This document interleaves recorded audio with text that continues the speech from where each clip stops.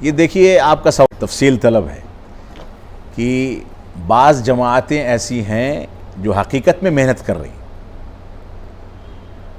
اور وہ اپنے افراد کو شراب چھڑا کر کے، جھوٹ چھڑا کر کے، بے نمازی ہونے کی جو عادت ہے اس کو چھڑا کر کے مسجدوں سے جوڑتی ہیں۔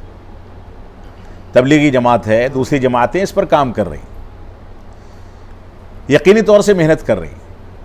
ان کے علماء یا ان کے قائدین نہیں، ان کے قائدین تو جانتے ہیں کہ ہم غلط کر رہے ہیں یا ہم بدعت کے طریقے پر چل رہے ہیں یا سنت کے طریقے سے دور ہیں، لیکن ان کی عوام نہیں جانتی۔ لیکن بڑی گئی گزری بات ہے کہ جو جماعت اہل سنت والجماعت کے طریقے پر ہونے کا دعویٰ کرتی ہے، سنت کے مطابق چلتی ہے، وہ صرف دعویٰ ہی کرتی ہے۔ مسجدیں سب سے زیادہ انہی کے ویران ہیں۔ باپ اگر نماز پڑھتا ہے تو اپنے بیٹے کو جگا کر کے مسجد نہیں لاتا، یہ ایک تلخ حقیقت ہے۔ ہماری جماعت اہل حدیث کی ایک تلخ حقیقت ہے جس کا ہمیں اقرار کرنا چاہیے۔ بھائی کوئی محنت کر رہا ہے، مسجد سے جوڑ رہا ہے، غلط طریقے سے جوڑ رہا ہے، ہم اس بات کا احساس رکھتے ہیں، لیکن وہاں غلط طریقے سے جوڑنے میں کامیاب ہو جانا بھی ہماری دعوتی کوتاہی کا نتیجہ ہے۔ ہم اس تک پہنچ نہیں پا رہے ہیں۔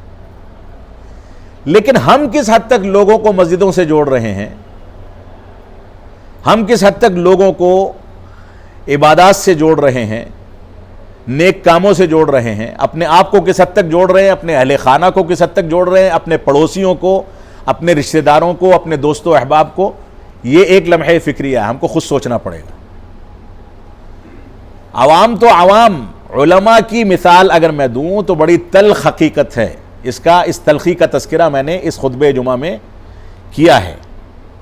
یہ بڑی تلخ حقیقت ہے کہ ہمارے بغل سے کوئی طالب علم یا کوئی عام انسان گزر جائے مسجد کے سامنے سے، ہم جانتے ہیں کہ نماز میں کوتاہی کرتا ہے، ہم ایک بول نہیں کہہ سکتے کہ میرے بھائی چلو نماز پڑھ لو۔ ہمارے سامنے کوئی سگریٹ سلگاتا ہے، پی جاتا ہے، ہم ایک کلمہ نہیں کہتے کہ یہ حرام ہے۔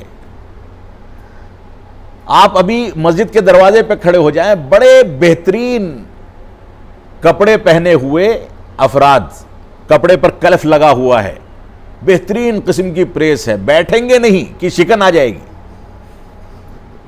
بیٹھیں گے کہ نہیں کہ شکن آ جائے گی، لیکن آپ ان سے کہہ دیں چلو نماز پڑھ لو، پیجامہ پاک نہیں ہے، پینٹ پاک نہیں ہے، پیشاب کیا تھا استنجا نہیں کیا۔ یہ ہمارے معاشرے کی صورتحال ہے۔